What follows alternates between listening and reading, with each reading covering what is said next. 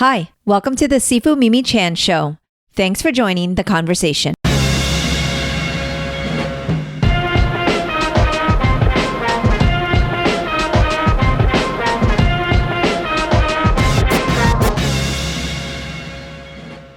In honor of my Uncle Phil, in this episode, I'm giving you a taste of my Jamaican patois, as he always believed in staying true to the culture.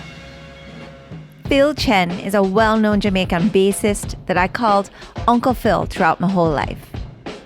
He was one of England's most utilized session bassists during the 70s and 80s, including Jeff Beck and the Rod Stewart Band, but is probably best known for his later work with The Doors. He has played with high-profile musicians like Eddie Van Halen, Eric Clapton, Elton John, B.B. King, the Skatalites, Chuck Berry, and Bob Marley, to name a few. My mom and uncles used to jam with him in Jamaica, and I have fond memories of hearing him play throughout my childhood. Uncle Phil passed away on December 14 after a long battle with cancer. In 2018, I recorded this episode with him where he dazzled me with him banjo and schooled me on the history of Jamaican music. The music world has lost an incredible guitarist and bassist, and his family and friends will miss him dearly, including me. It was heartwarming to peruse his Facebook page and see fellow artists showing their love and respect for Uncle Phil, who is known as the Bass Man. Uncle Phil was also a dedicated Aikido practitioner who trained with Steven Seagal. As a fellow martial artist, he was always supportive of the Wallam family and came out to watch the screening of Pui Chan Kung Fu Pioneer in Los Angeles in 2013. That was the last time we were together in person. We ate oxtail and curry goat and reminisced about the days where he would visit Orlando and jam with my mom's band. In the 1980s to 2000, my mom and her brothers sang in a reggae and top 40 band called Version. They would play in local nightclubs for special events and held epic New Year's Eve dances where the entire Caribbean community would celebrate together. The year Uncle Phil played bass with them was probably the best they ever sounded. Uncle Phil was a driving force on bass and dedicated his entire life to music. The last time we communicated was by text for the holidays. He always made me smile because he even typed in patois. I'd like to share this episode with a true legend in the music industry, the bass man, Phil Chen. How are you? Long time no see or chat. Fine, thank you. And you? I'm good. It's good to see you. And of course with your bass. Banjo. Oh, your banjo. Oh, sorry. I can't see the banjo part. I just see the top. Oh, nice. Oh, yeah. Okay. I see it. It's very nice. So this is like, you know.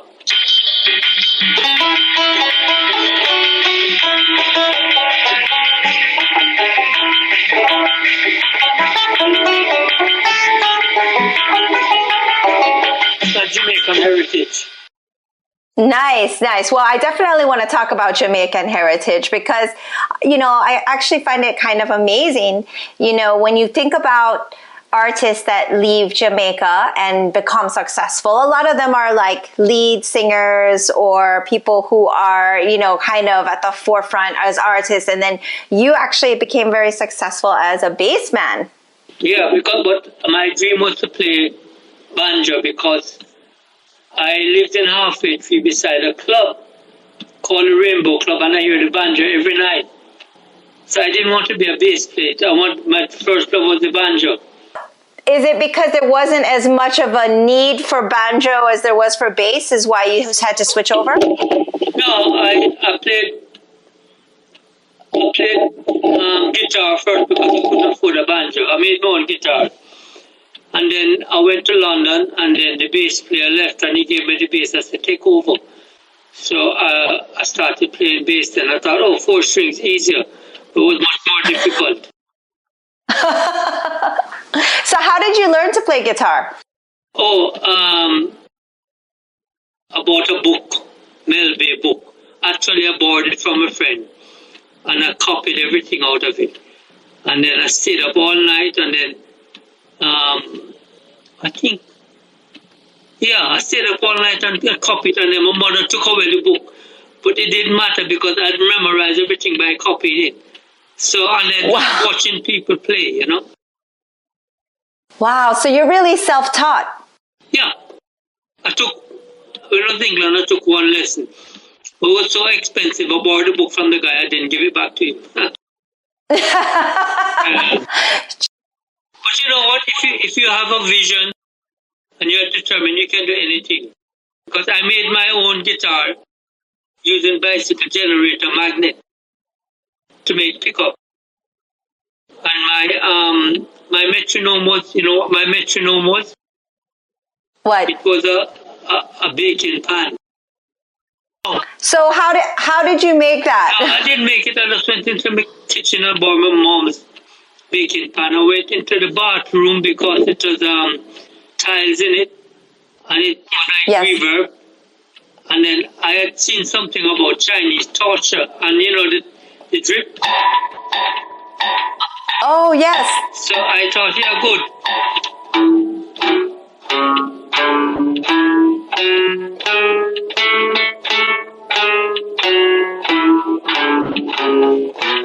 But the only thing, you couldn't speed it up. Right. But you had one, you have to turn the water, but then it would be continuous. Yeah. So I said, okay. So I said, nothing is going to stop. I said, I will speed up myself. So when it went, I go. So that's how I got over that problem.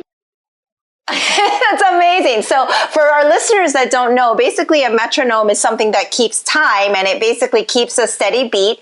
And so you couldn't afford one. So then you went to the bathroom with a pen, and then you basically listened to the drops, and then you played double time in order to speed it up, but it still kept a steady beat. That's genius. But how high was your water bill? I don't know.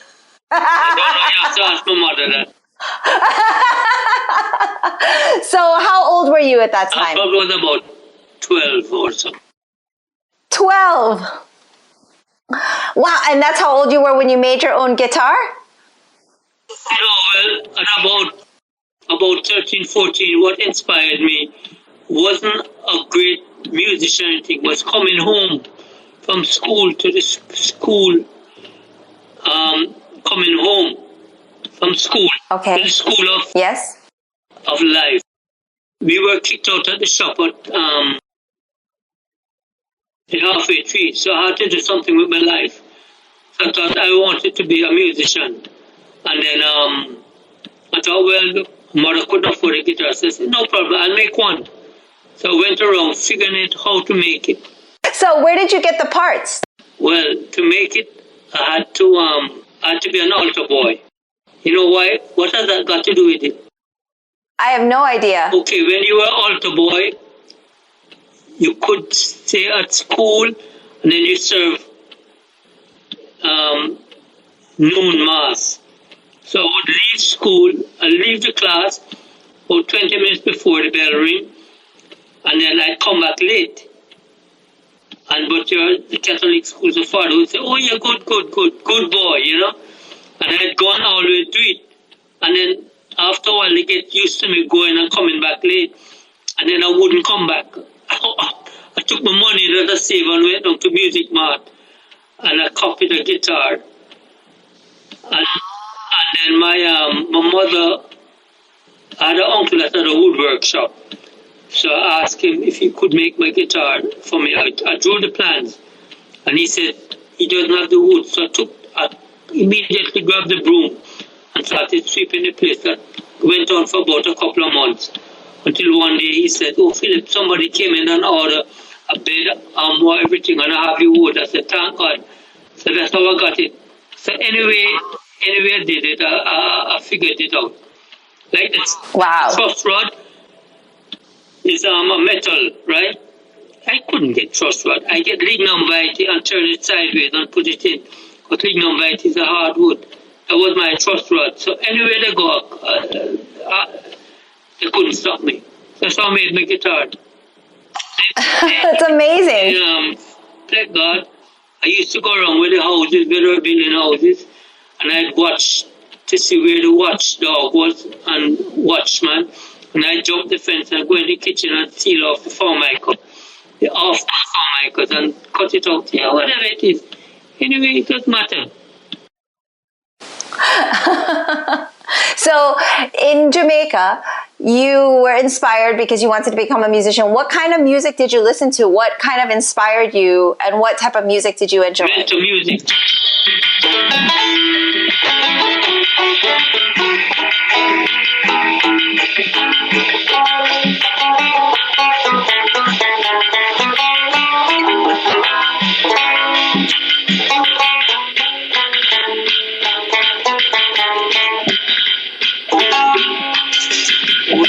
Just got this drum machine.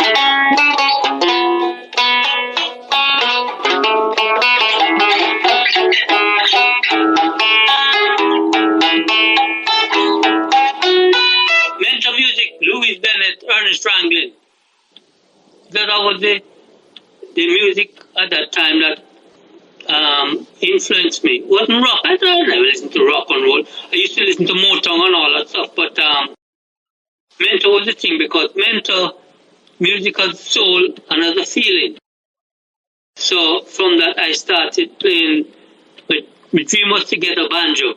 I couldn't afford one, so I made my guitar. I didn't know how to make a banjo, so that was the music at that time was mental music, and then it's ska music, and then after went to rock steady, and then reggae. And so as you were growing up, you basically had to teach yourself, and then you had to practice a lot, because I know that, people here in America, when they learn their music, they go to their lessons and they have their schedule and everything, and then they audition and things. But I mean, you really had to kind of work from the ground up. How many hours did you practice? Well, I used to practice from like at midnight till 6 in the morning. And then not only that, but even over here, I used to, I do like maybe about 5,000 scales a day, every day, to keep in touch, to keep in shape, Mm-hmm. So when you go to play, it's easy. And sometimes people call you and say, what are you doing? I say, I'm working. But I'm not working. I'm practicing, but I'm not getting paid, but I'm working.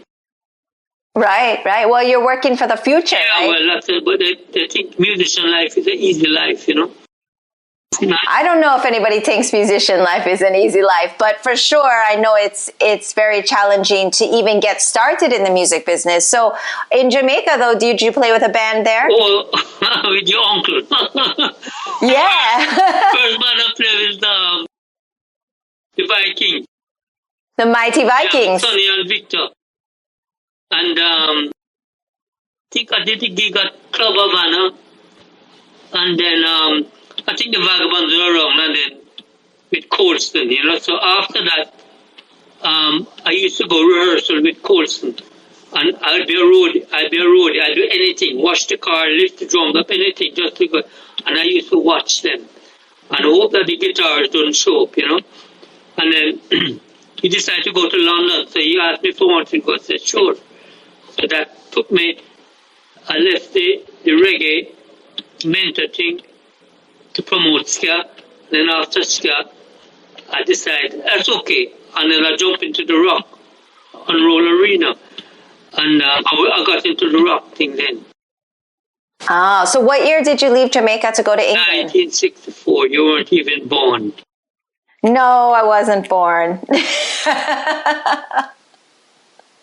So, but let's talk a little bit more about Jamaica, because, my listeners always find it fascinating that my mom is from Jamaica, and, even though we're Chinese and everything, and that the culture there, I think there is something very special about the music culture in Jamaica. Like, it's very integral part of the Jamaican culture. Would you agree? Very integral, but you must remember, in Jamaica, we don't see color. You always see a black man and a Chinaman, right? So, in saying that, it was just norm. So, to have like a black band, and then it's a Chinese singing, like your uncle singing and so. But, so, it was a cultural integrity, integration. And the same thing applies to the music, because nobody really said, oh, this guy, even when you see Bob Marley, well, I don't know, you will say, oh, Bob, everything cool, but you never know he's going to be a superstar. So what I'm saying, the music at that time was very diverse. You had the mental people, and then you had the ska people, and then you had the jazz people, who actually, like Ernest Ranglin and those guys, who eventually went to London. Because Chris Blackwell took all the best of the Jamaican musicians to London to see if he can promote them. And the one that got away was Millie Small. She was the first Jamaican to do ska, My Boy Lollipop, by Ernest Ranglin. And then she took Jackie Edwards, who ended up writing for Spencer Davis Group. He took Owen Gray and all the different people. And then, you see, the English captured Jamaica, so they had to give us English passport. So it was easy for us to go there. To travel, I see, because you're a colony. Yeah. So that is how, and then we took ska over there, and the Jamaicans took their music. And that's how you got the people like the Specials and UB40 and all those people, the Police and all that thing, influenced by the Jamaican music. Of course. So for our listeners that don't know, can you kind of describe the difference between the ska and the reggae and why? I mean, I know it's all kind of a part. I think it'd be better for you to explain it to our listeners. All right. In 1850, Queen Victoria abolished slavery. And at the time of slavery, they used to have, they weren't allowed to talk to each other, the slaves. And they would play the drum, the Pocomania drum. The reason for that was when they were doing it, they would cut the cane in rhythm and they would get more production done. So out of that came the mental music,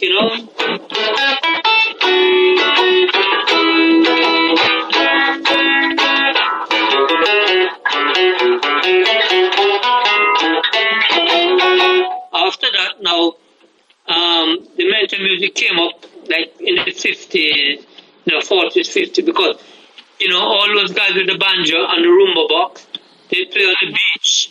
They would play on the beach, down the way where the night, all that. And the Jamaican and the American tourists would love it. And they love all those Harry Belafonte thing. And then after that, now, the ska music came in. What did the Jamaican musician around the late 60s, the ska music, what the Jamaican musicians did, they took the ska music, they beat like, there's a song in America called Kansas City by Wilbert Harrison. I'm going to Kansas City. And then they take a lot of New Orleans music, and this was ska music with an up. So that was, that's the upbeat. Yeah, that was like the ska. Ska, ska, ska, So that was from about the late 50s to about 63. We had the group, the Skatalites, that invented the ska music. Of course, very popular. And then at that time, I think it was very hot in Jamaica, so they slowed it down to rock city.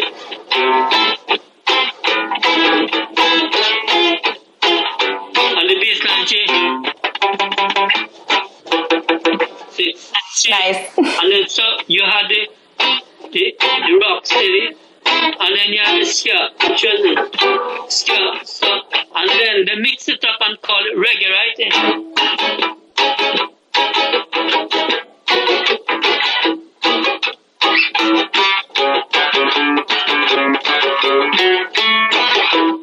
So the beat was a mixture of the the ska and the rock steady. Oh, okay. And that was about 63. I see. So from the mental music, pretty much that evolution was a short period of time. Yeah, but from the ska to the reggae. The ska was a short period of time, from like the late 50s to about 63. Right. And then steady came in for a little while, Yeah. And then reggae came. And then the reggae stuck. And reggae was the star music. It's star music, yes, man. So, and I know from the Mento music, it's very, features a lot of that acoustic guitar and banjo. So is that why you kind of gravitated towards that instrument too? Yeah, because of the sound? Yeah, because they used to have the rumba box, but it was a feeling. Yes. It was you see, if you don't play music with feeling, it's not music. It's not, I see a lot of people put the right notes in the wrong places. And they don't feel. There's no feeling. It's like when your Uncle Sonny, when him start to sing blood. I'm sorry, I shouldn't swear. It's all right. It's all right. It's an open podcast. No, it's when he starts to sing, it's like, wow. He had something about him, feeling, and it's not everybody is gifted with that. Because even when I'm over here, and I'm playing reggae or steel pan with pardon the expression, the white guys, they don't have the feel, so it doesn't count, because they're not culturally inclined. They didn't grow up with mongoose and, They've never grew up eating ackee and saltfish, so they can't have. No, it's a different cultural thing. Yes. And that's why the black American, they have the blues. And then, the Americans, here, they have the heavy, the rock, And the English have the rock. Everybody have their own thing. Right. And that's why the reggae is like so deep-seated in Jamaican culture. Yeah, because it's soon come time music. They smoke the spliff and it soon come and it's all laid back.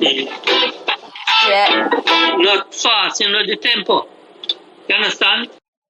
Yes, I love that soon come time music.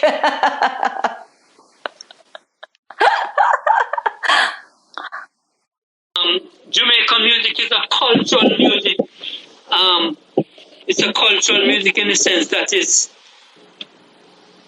as I was explaining to this girl the other day, she's born here, she's Chinese, but she lives the American way. No, Chinese, when in Jamaica, also when my mom, if you come into my house for dinner, and I tell my mom, my friend coming, she don't say yes. She say, how many? And not only that, but when you come to the house, you usually, that's my mother, by the way, in the background. Lovely picture. That's my dad over the other side. I have to include very them. Nice. Okay, but, good. When you come to the house, the Chinese don't say good morning or good evening. They say, Shak Fan Man, did you eat? They were more concerned about you eating. So that is the Chinese, what they call fusion mentality. And the Jamaican too. It's the same thing, when Jamaican they have party at 6 o'clock and they show up 8 and they say, but wait, you're early. But it's typical Jamaican soon come time, Yes, soon come time. For those that are listeners, basically, you always say a soon come, but that could mean you could come in an hour or 3 hours or, soon come. So that relates to the music. That is a reflection of the music too. Because it's very laid back and relaxed and take it easy. Yeah, and when I start to smoke the spliff, it wasara. Yo, what's a yes? That's how it is. And that's it. And that's also a part of the culture, of course. Smoking the ganja. Yeah, but it's part of the culture, Of course.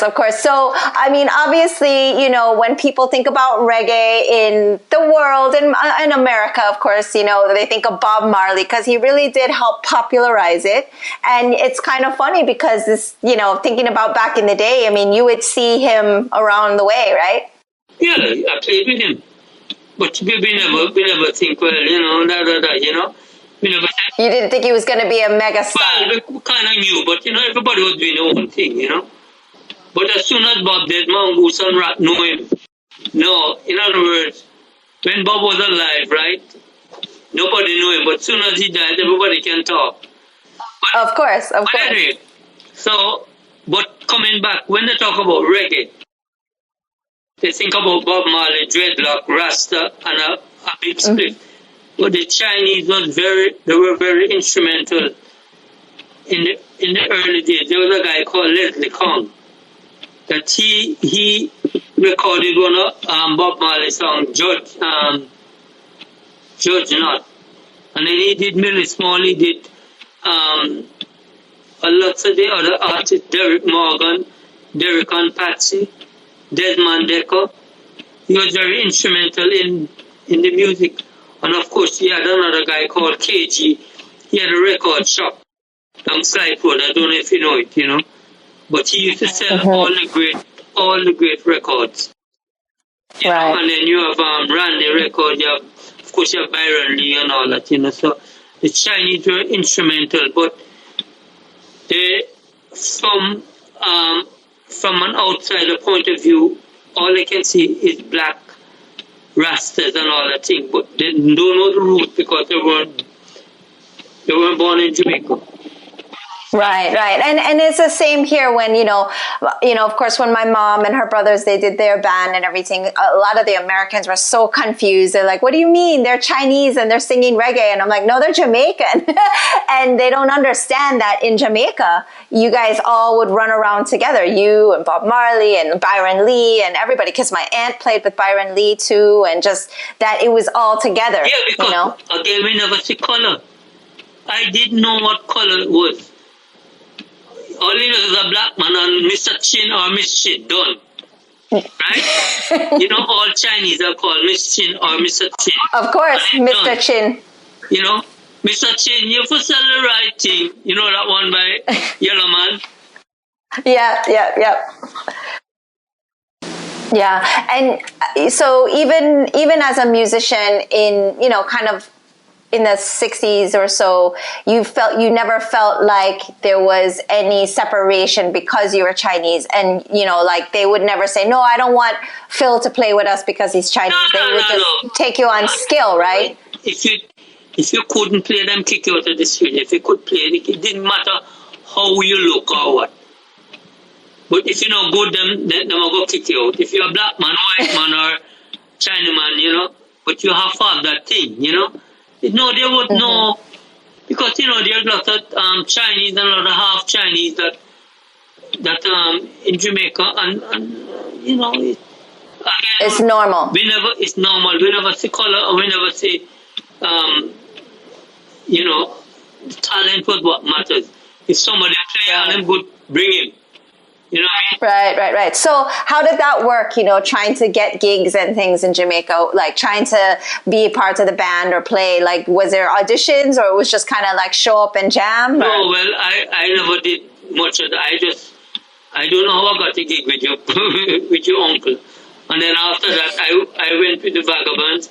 I was just fooling around. I had my band, a little band before. And then after that, the Vagabonds went to London, and then I went to London and freeze my butt off, But we went to... Yeah, from Jamaica to London is a big climate change. Yeah. A big cultural shock. Yeah, so what was that, what was so culturally shocking for you when you were in London? First of all, I didn't have a coat. And then you see the white man, them taking up the trash. You understand? A white man in a suit taking up trash. And then you see... and the Jamaican went there as the nurse. The ladies went as nurse, and some of them went as clippies on the bus, the clip. And, and they did the things. So it was a good melting pot of the Jamaican and the English. A really great melting pot. So much that from that came UB40 of the black and the special madness and all the thing. And another great thing about England, they see the music, they never see so much the racial thing like they do over here. Over here, different, In America now. In America, different. So in England, you moved over there when you were playing with the Vagabonds, and then that kind of propelled you to one of your big breaks? Was it in England where you got your big break? I went there and I used to, the Vagabonds we used to play ska music, and then we had this guy that used to manage the high numbers. And then he got kicked out, and then he started managing us. And the high numbers became the Who. And the Who, modern rockers, they loved the Northern Soul and the soul music, which was like Otis Redding and all the music that we were playing. So we ended up supporting the Who at the marquee. And from that, I got to know Pete, and I played on the solo album, and I played on the Who Tommy soundtrack with Eric Clapton and Elton John and all those people. Right. And what was that like? Oh, it was another session. And that's the thing. It's, I mean, as a musician, when you're in that era and maybe, you know, fast forward, you don't know like how big Bob Marley is going to be, or maybe even Eric Clapton, you know, so you don't really get starstruck, right? You just see it as another session, as another gig. Yeah, because, I played on one of the biggest selling jazz rock album of all time. It's with Jeff Beck called Blow by Blow. And it was produced by the fifth Beatles, Sir George Martin, CBE. And we did it in 1 week. And we thought, oh, okay, see you next week, and we're gone. We're worried about getting the money, pay the rent, and we're gone. You know what I mean? So it wasn't, we never realized we were making history, but that was the biggest selling jazz. When I saw Eddie Van Halen, he said, Phil, you played on that album. I said, yeah, so what?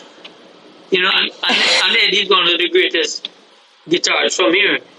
So even when I went to Japan, the Japanese said, oh, you played on, and they're like, I said, what? So what? Because I never think of it as anything great. I just think it as a session. I do my thing, and I go home. Because I never really, as a matter of fact, I never listened to that album for about 17 years. When I do something, I never listen to it. So I never get... You don't listen back? Nah, I hear this on the radio a couple of times. And then only after people said, oh, let's do Freeway Jam from the album. I said, yeah, but I haven't played it for like 30 years. Yeah, I may listen to it and I remember it, Yeah. But I'm not starstruck as far as that is concerned with. Because remember, I played on 50 gold albums, Mm-hmm. I know, but you have to be really, we're proud of you, and we're proud of the fact that when we look back in history, you were a part of so many integral records. Of course, my dad's favorite is when you played with Rod Stewart, and we got to see you on the video at that time, actually. So that was a lot of fun for us. Oh, no, you should have seen the live show. We did play 4 sports auditorium in Florida, but we did about 3 world tours, Mm-hmm. And it's like, but it was all right. That was a good time because Rod then was playing rock and roll. He's not playing rock and roll anymore. He's gone Las Vegas with the girls playing saxophone, violin, and the big boobs and all that. But it's not rock and roll. It's not like rough and ready. It's very polished. And of course, he can't sing the way he used to sing. So a lot of my bass line had to be, go low, like Hot Legs is in F, in G, and they play it in F. You can't play my bass line in that. It doesn't compute on the fingerboard. So it's different, Yeah. So, but I mean, I mean, as artists age, So, everybody does. Yeah. So, you played on all these gold records, and you've recorded, and you've traveled the world. What would you say is one of your, maybe favorite albums or songs to play, or tours you've taken, or some of the most memorable for you? Because I know you just see it as a session, but you had to have fun too, right? Yeah, I guess when we were recording, Do You Think I'm Sexy, right? Of course, You Think I'm Sexy. I left the band then. I tell them I'm leaving because I said, you want me to play upside down, right? And I don't feel it. So I gave them a list of all the bass players. I said, you call them, I'm going back to London. Because I was so true to my music if I don't feel it. And then like the night before I was watching The Lone Ranger, right? You know Lone Ranger and Tonto, right? Yes. So they kind of cooled me down. And we had a drum machine in the studio because we used to go in the studio like we book it out for 2 months, 3 months, you know. So I pressed it's a CR-78 drum machine. I pressed samba and rock, and a beat came up, and the engineer guy Andy John said, "Oh, let's put that in the headphones." So we put that on the headphones, and I started to play with it. And as I said, the night before listening to Lone Ranger and Tonto, so I was inspired. You know the theme from Lone Ranger and Tonto? Mm-hmm. What is it? Da-da-dun, da-da-dun, Yeah, that's where I got the bass line from, right? Yeah.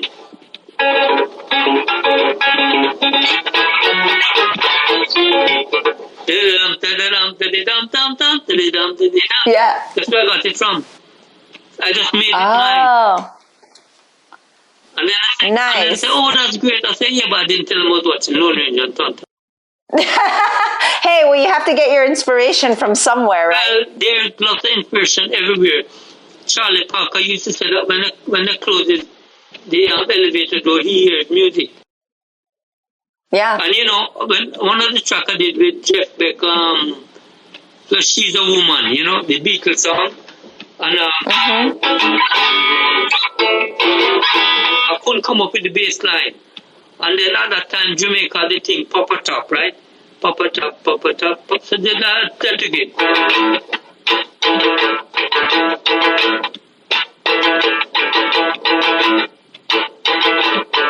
Papa Top. So I took it and I changed it into a bass line and it worked. So, but Nice. it's something that I don't feel. I'm very good at taking ideas and making it my own. Because even when we did Freeway Jam, which was like one of the biggest, anytime I go there, I always want me to play that. I was listening to a Miles Davis album with Jack Johnson and the bass player Michael Henderson, my good friend. He's a shuffle. And he was playing. Oh. I copied him, but I didn't copy it exactly. I don't have good ears, you know. I copied it and I did it my own. I always tell Michael, you can sue me. But you know, so whatever I don't have, I make. So for some of these albums and songs, like, you know, with these artists, you had to actually collaborate with them on your bass line, or do they usually give you what they want you to play? No, you know, first of all, I don't read music. Right. And secondly, I may request a chord chart. But if you give me a great melody and a drummer, I can hear the bass line in my head. It comes out, it oozes out. So That's amazing. no, yeah, well, that's my gift, you know. And, Yeah, like a virtuoso. well, yeah, and you know, I said I don't know what I'm playing, and when I play, because sometimes when I play, the guy he say, "Oh, could you play what you played?" I said, "I don't know what I play." Because the first take is the element of risk. Like I did this album with, I did this album with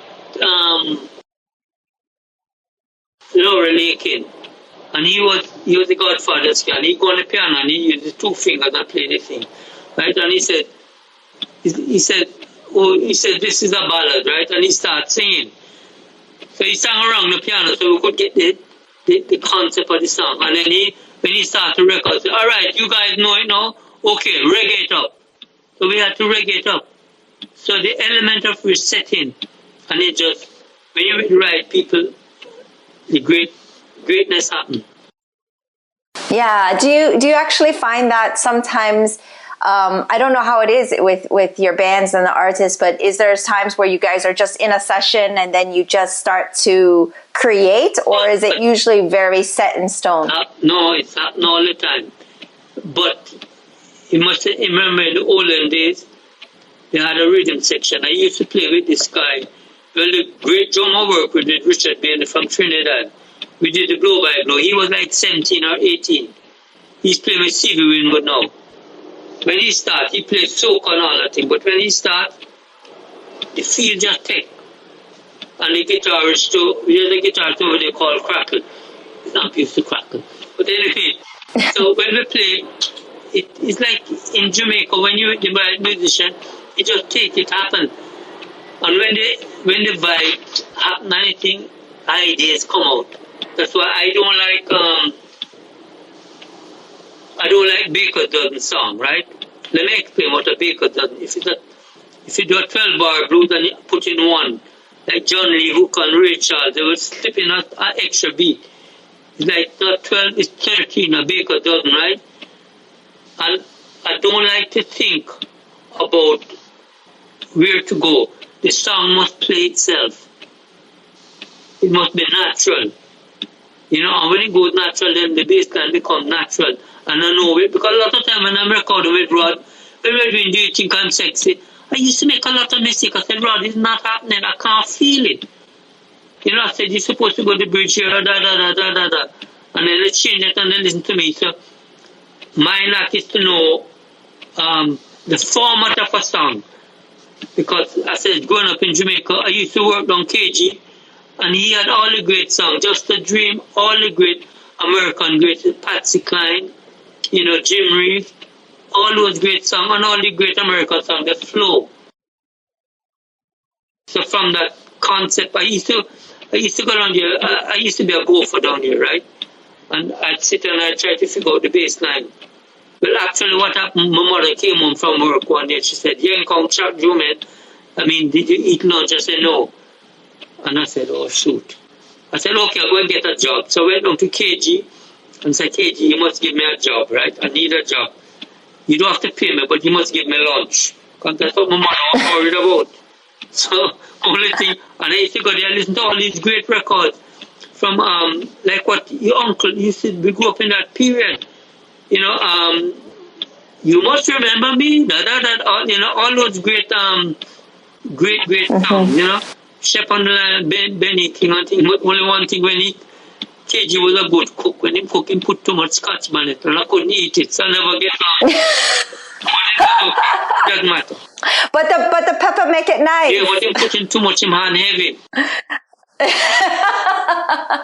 But that's all part of growing up, Yeah, but I feel like there is something about musicians, especially the ones that grew up in a very heavy culture like Jamaica, that don't read music, but that, like you said, you go on this feel. And I almost feel like it's, like you said, a gift, but it's a different aspect. Like you have some musicians who read music and they're very technical, but if they don't have the feel, like you say, it does have a forced feeling, right? Like it's a very different feeling. And just because... When they play, if you don't have the feeling, the Jamaicans say, it not take. You understand? I understand it, not take, yes. It means it doesn't take, it's not happening, it's not working. It doesn't move you, yes. If you're in love with somebody, right? If you love with your boyfriend and him come home Monday and say, "Boy, Mimi, I love you." Tuesday come home, "Mimi, I love you." Wednesday come home, "I love you." Thursday come home, he must have go out with somebody else. Because him constant to take him. In other words, you don't have to say it. It's there, it's understood. Right. So it's the same thing with the music. It's just something that God gives us. West Indian musician, and it's something that we just play. And that's the thing with me. I can't read it. There's a great bass player I play with, Aretha Franklin. Everybody. His name is Chuck Rainey. So I did a bass camp thing with him in Germany, and there were about 50 bass players from all over the world. Australia, Japan, Canada, everybody, all the big cheese guys, right? And he was doing a seminar, so I said, let me go check out Chuck. I know Chuck is a good. He played along at Aretha Franklin, boom, boom, boom, boom, boom, boom, boom. All the great songs. So anyway, so he's explaining to his student how all this thing come about, right? And then and he's saying I'm going bar this and bar that, Oh, the name of the song is Rocksteady by Aretha. he's playing an A minor riff against the A. Anyway, and then he come and he's talking, and he come over, he saw me, and said, Phil, so what do you think about this thing? I said, and all the students were answering this bar, this. I said, Chuck, I can't read a note, I don't know. I just feel, I don't know what a pentatonic from a mixolydian scale is. The only scale I know is on a fish. I don't know anything of that. Only something. For my listeners that missed that, he said he only knows how to scale a fish. Yeah. Oh, because and that I'm not saying it's not good. It's good to know your scales and all that thing. But in Jamaica they have the mental band when they play. When they start to play, even if the string break, it doesn't matter. The groove just take. And you just be happy. When the guitar out of tune, it doesn't matter. You don't have to have a, $5,000 guitar. Any little cheap guitar, the groove. So, if you don't have that thing, and a lot of, because I used to teach over at Lama to LA Music Academy, and I get the student, I explain about the mentor and all, and then I get them to jam with me. And from the jam, 1, 2, 3 bars, I know if they have it or they don't have it. I can tell right away. But, you see, some of them think they have it, but they don't know that they don't know that they don't know. I'm not cutting them down. It's a different culture. And what they have, they may have the rock thing, which I don't have. I played on rock albums. The biggest rock album with the Who, Pete Townsend, and Brian May, Queen, Eddie Van Halen. But, my forte is mental, really. I can handle that thing, But so if Jamaica have a feel, it's a cultural feel, soon come time, and how you treat people. And that, to me, is very important. Of course, and the American soul musicians, them like, Otis Redding and all those guys, David T. Walker and all those things. Even Chuck Rainey. Chuck Rainey, brilliant. He plays on Aretha Franklin, Esther Phillips, Steely Dan, everybody. So, we was out LA one day, so I went to his class, right? By the way, they used to call me China Chuck in London. I told him about it. And I did an album with Jimmy with a Spoon, the blues guy. I sent it to Chuck and I said, Chuck, who's the real Chuck on this? Because I copied everything he did because I felt what he did. But, so he was having a class out here and I went, he and Gerald Jammett, played with King Curtis, Aretha Franklin, Rachel, everybody. 2 brilliant bass players. So one day I was just fooling around. Here Chuck to me, Phil, why don't you teach the class? I said, no. He said, yes, teach the class. And I said, okay. I went and I teach. I didn't teach funk. I teach calypso. Oh. Which was a different kind of, it's a different groove. They can't play. Yeah, it's a different beat because a lot of the reggae and stuff is on the off beat, and so it usually confuses people, right? Well, they feel it on the beat, we feel it off the beat. So, it's just a different. So I would, when it comes to that, I kill them. But I can't, I can't play heavy metal, although I did. Okay, what happened is every year they have the NAMM show, right? And they had it this year, and the guy said to me, if I could come and do a Led Zeppelin song, I said, right. I know Jimmy Page, he called me to do work on his album, but I didn't do it. But he said, no. I said, I can't play all those heavy metal. He said, no, the song is called Jamaica. You mean, Jamaica? And Jamaica is a reggae song. Mm-hmm. Do you know the Led Zeppelin? Yes, I know. I know. So, I know which one it is. You don't have to fight. So I said, okay, yeah, I'll do it. But I said to him, I don't want you have to give me a solo. So he said, okay. So I went, and of course, I own the stage. When I go there, whenever I go and play, I take my dad with me. I own the stage. So I went and I killed it. I'll send it to you. But what they don't know is that I took Yellow Man has a song called If You Lose Me, Oh yeah, I took the bass, and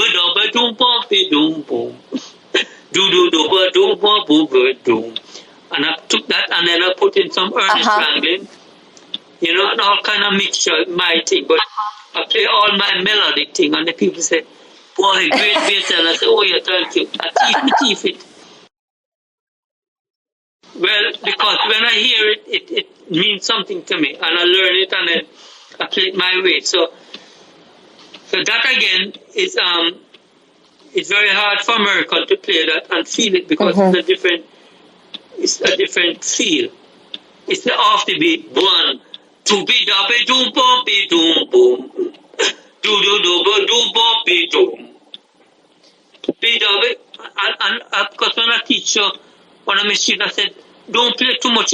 You're like a dentist, you fill up the hole. Leave some space now, but the hole says something. But they don't think that. They think that the more note they play is better. I said, no, you mash up the song. They're supposed to be able to, in Jamaica, when you hear a bass line, you're supposed to be able to dance off it. Not even the melody, but the bass line and the drum. But it's a different culture again. They don't understand that. That's why Jamaican bass is always up front. Yes. Actually, I find it interesting that some of the rock bands do occasionally throw in a reggae beat like Dire Maker. I mean, it's kind of crazy because you have this very traditional Led Zeppelin rock, and then on that album, there's that reggae beat, and so you were perfect for that. Yeah, well, I tell the guy I can't play Led Zeppelin, but although Jimmy Page had called me to work on Death Wish, but I couldn't at that time. So, but I did actually, we supported Led Zeppelin at one of the last gigs at Nebworth. It was about 500,000 people. I was working with Keith Richards and Ron Wood from the Stones. They had a group called New Barbarians. Because the bass player could make it. So the day before they called me and said, Phil, you want a gig? I said, yeah, where? I said, Nebworth. He said, well, it's tomorrow. I said, yeah, we're coming to pick up, we're going rehearsal.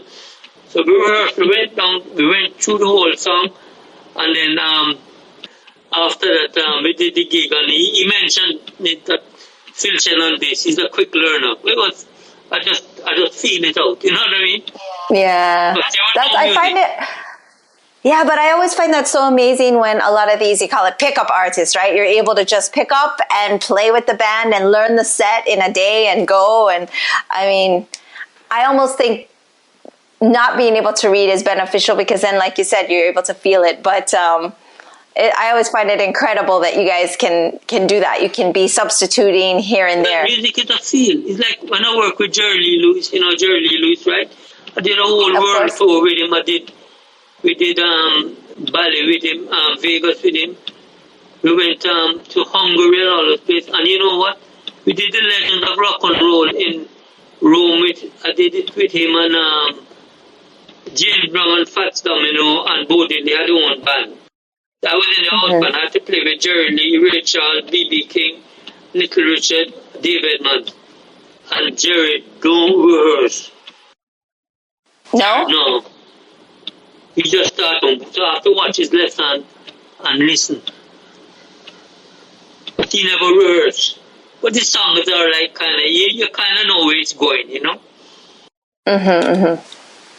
So I know that you don't have any favorites or anything like that, but I mean, you still have to have, other than your reggae, you have to have some artists that you really respect and that you've gotten to play with that has been kind of maybe like an achievement for yourself that, through the years you respect certain artists, and are there certain ones that you felt like was a really big achievement for yourself to get to jam with them? Well, the one I wanted to jam with, which I didn't get to, was John Lennon, I met him though, but I didn't jam with him. But all the other artists, I grew up listening to Otis Redding, Jackie Wilson, Marvin Gaye, Billie Holiday, Diana Washington, all the old music that meant something to me.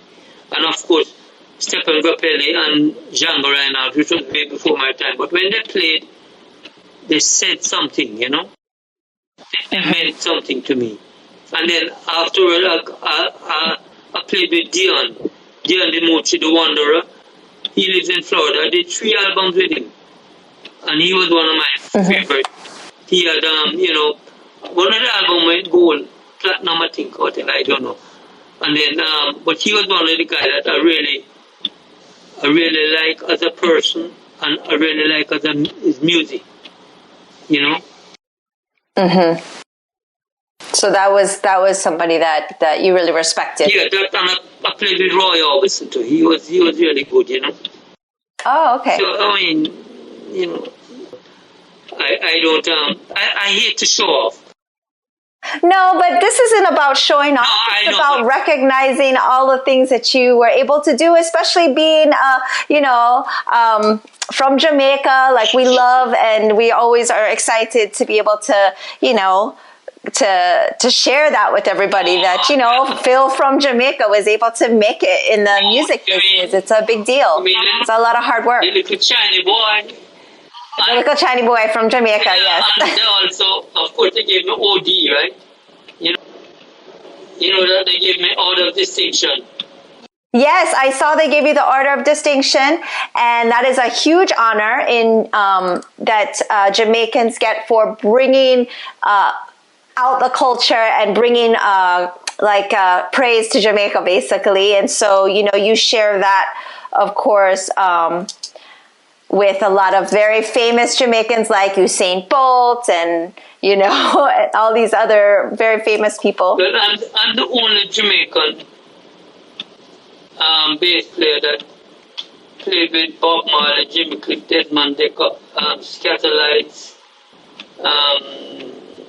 Stranger Cole, Derek Morgan, Millie Small and all that. And then I jumped fence into the rock and roll arena. I played with Bob Dylan, Queen, Brian May, Eddie Van Halen, Rod Stewart, Dion, Rachel, B.B. King, Jerry Lee Lewis. I played with James Burton. You know who James Burton is? James Burton, no. Elvis guitarist. Oh. I played at this thing. He has this thing every year called the James Burton International Guitar Festival. And he called me and he said, Phil, because I had played with Jerry Lee Lewis, and said, Phil, if you want to come down and do this thing, I said, but James, I can't sing. I'm a soap on a rope singer. I said, don't worry, his son sing. I said, okay. So he sent me up first class, and we went down there. A limo picked me up. He put me up in a presidential suite. And then he had a guy look after me. That and the guy gave me American Express, said, eat whatever you want. And he was doing this to get guitars, take the money to buy guitars for the kids in prison, and to keep the music alive. So anyway, when I went down there, I said, James, so what we're going to do? And he said, well, and I thought I was working with Robbie and Ray from the Doors. So I said, well, let's do LA Woman. And then after that I said, boy, let's do the Eric Clapton song, I Shot the Shirt. It's not really Eric Clapton, but a lot of people were there. So I thought, he made it a big hit as well as him. So we went there, we did it, and then after that a cop came to me. I said, shit, I didn't know. And he said, no. He said, Phil, what time are you going back? I said, going back 6 in the morning. He said, oh, shoot. Because his daughter played bass. She lived like 3 hours away. And she wanted me to meet him. But anyway, I worked with Jane, and we played on the same stage that Elvis first played on. So James Burton is a big cheese. He gave me an achievement award too. And then the other guy I worked with, they gave me the Who an award for that. But it still must feel good to be recognized for your hard work and achievements, yes? Especially the OD from Jamaica. That's, your home recognizing you, right? So that had to be a big honor. Yeah, and I don't know how I got it or who or what, but it was an excuse to go back home. Mm-hmm. Well, you are a musician through and through. I know that even today, you turned on the phone and here you have the banjo on. You still probably pick up an instrument at least every day, right? Yeah, well, I have 6 of them. So I'm not an octopus. No, I have so many guitars. I just started to give them away because they just sit in the. I have an 1880 French piece also, which I bought in, but I never played. It's sitting in the corner. I'm going to give it to my daughter because she's pregnant and she has a boy coming. No. Wow, congratulations. No, but I mean, it's something that, and the great thing about it, my dad never, my mom or dad never forced me to do anything. They just said, do whatever you want. And actually, he wrote a very, very good poem for me. When I was about 13, I was playing my homemade guitar, and he said, the poem in Chinese, I have it on the wall there. It said, master your music, your future is immeasurable. Now, how prolific is that? That's very prolific and very big foreshadowing. Yeah, so, I mean, also he was an artist. He did calligraphy.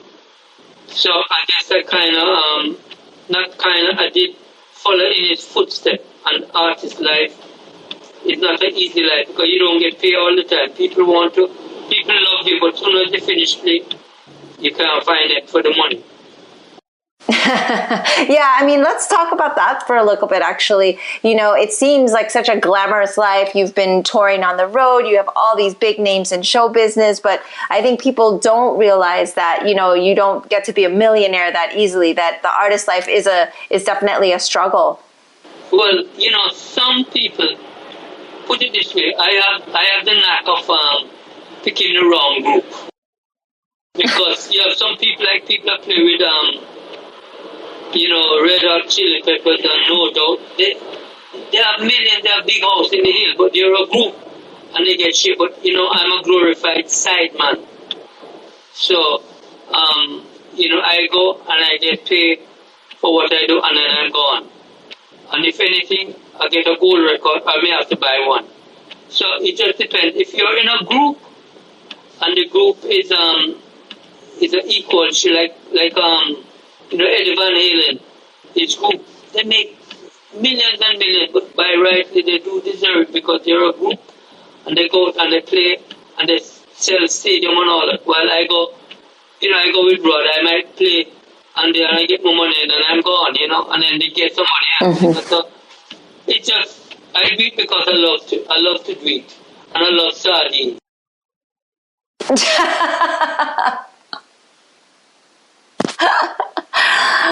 it's an art. It's an art that, I always tell people, sometimes they have the big houses and all that thing. I used to see people come with them, the big car and the big house and say, boy, I wish I could go on stage and play like you for like 10 minutes. I say, yeah, I wish I had a car like yours because it's an art. And I always tell them, yeah, I may not have a Porsche or BM or whatever it is, but I played on 50 gold albums. What did you do? It's a different thing. Yeah, well, success is measured by all sorts of different things. It's not always monetary, Yeah. So, but it's tough because you have to keep on piling up the sardine. But the funny thing about it, I love sardines.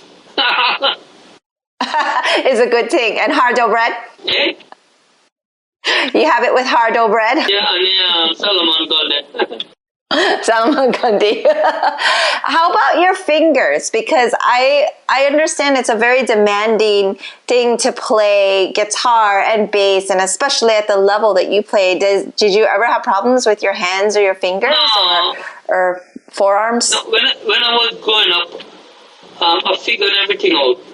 I used to go to school, and when from Georgia to South Camp Road, there was a wall with like a serrated edge wall. And I used to carry my books in my right hand and rub my finger against with my left hand to build up the calluses. Oh. And when they get hard, I used to cut them with razor blade. But then after a while, when you practice so much, because I used to practice like 5,000 scales a day, but I practiced on a baby bass. Now a baby bass is one of those Latin bass. The strings, the heaviest gauge strings, and high action. So when I go on a Fender, it's like stealing sweets from a kid. But like anything else, You have to practice. And then it becomes easy. So it's not it's just hard work. Everybody does it. Ernest Ranglin used to go in the bush and practice. Everybody, any artist that are successful or great, they practice every day. And that's what they do. Yeah. Yeah, and it's the scales too. It's the basics you have to practice. Like people think, oh, I just want to jump to practicing just the songs. But the basics is probably what keeps you ready to play at any time, anything, right? Well, you have the ability to execute what you want to execute. And then, of course, but the most important thing, if you don't have good techniques and you have the feel, you can get by. But if you have great technique and you don't have the feel, it doesn't work. What's the hardest song you've ever had to play? The hardest song? Oh, actually, somebody called me for a session and they want me to be a jazz fusion thing, right? Oh. And I don't do jazz fusion. I said, oh, that's very nice. I packed up my bass one time and I said, pay me and call this other guy, pay him triple scale. I'm not going to do what I can't. I'm not going to. I don't feel. If I don't feel it, I don't play it because then I'll be like prostituting myself. Mm-hmm. Unless you're not true to yourself, yeah. Somebody said to me the moment to this, I said, listen, it's not my music, but if you want to pay me $1 million and put Fu Manchu on it to make it as a Chinaman, but don't put my name on it. Because my reputation means more. I see. You understand? So I understand. No, not really. Well, I don't know which song. I guess maybe Do You Think I'm Sexy was a hard song. But it was not arranged out properly. So I couldn't grasp it, Mm-hmm. And then some of those songs we did with Brian and Eddie Van Halen, we're going and we play. I don't know what I'm playing, we just kind of feel it out. Because it was like kind of heavy metal thing, It was a great album. And up to now, I don't know what I play. And some of the things, like even with the Jeff Beck, Blow by Blow, I just listened to some of the outtake of the song before. That's not on the album. And I said, shoot, I can't play that again. It's not within me. But I guess at that period, when you have the right musician and thing, But really, basically, I'm a pop bass player. Soul pop bass player. Songs that you hear on the radio that moves you, that flows. Or if you're meant to, I'll kill you. Because that's your roots. So, last couple of questions. One is, how has the music industry changed from when you started to today? Okay, well, the music, first of all, when I was growing up, music artists played because they love music, right? If you listen to Marvin Gaye, I see a picture hanging on the wall. And the period at that time was all about music. And it was about love and all that thing. In come hip-hop, and then all this, and then the culture changed also. Because, as a kid, you couldn't back answer your mother. And then, but it's normal for you to do it now. And then, you know what I mean? There's no family life anymore, generally speaking. So the kids can get away with it, and it reflects the music. They don't have any substance. Like the olden days when the name of the song, You Must Remember Me, like I remember you, right? Yeah, and it's I gladly take you back and tempt the hand of fate, tears on my pillow, you know what I mean? Pillow, yeah. If I should start anew, I wouldn't hesitate. I'd gladly take you back and tempt the hand of fate. They don't write lyrics like that anymore. Little Anthony and the Imperials, So, Little Anthony, yes. So that was a reflection of the old-time music, Otis Redding, Marvin Gaye, and which which doesn't exist again today.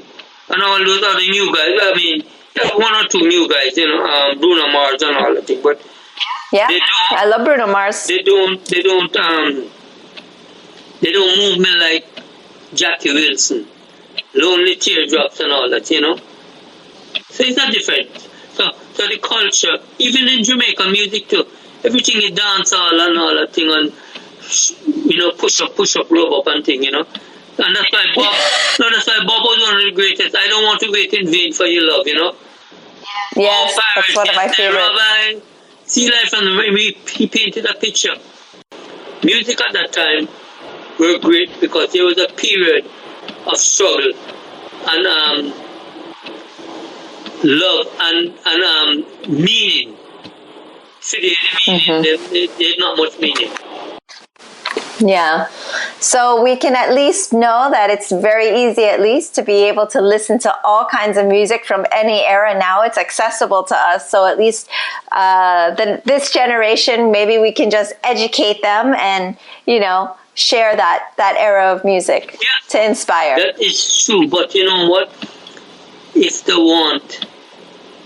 you want anything is possible if only you believe.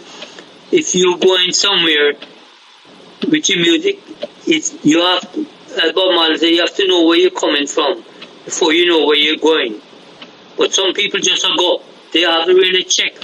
What I'm saying, with today's technology, you can go on YouTube, you can check, Aretha Franklin, Billie Holiday, Otis Redding, all that, and see what it is about. But we are bombarded with the modern day hip hop. And Eminem, he did some good stuff, you know what I mean? Yeah, especially recently, because I think the thing about Eminem is he's recently calling out the artist that he feels has no substance. So it's kind of like what you're talking about of this generation, like it's not the same, of course, but at least they're trying to hold each other accountable. And when, to your point of Bruno Mars, I think he takes inspiration from that era. And that's why the music, therefore, has some feeling, right? Yeah, because I think he studied James Brown and Michael Jackson. And, Jackie Wilson.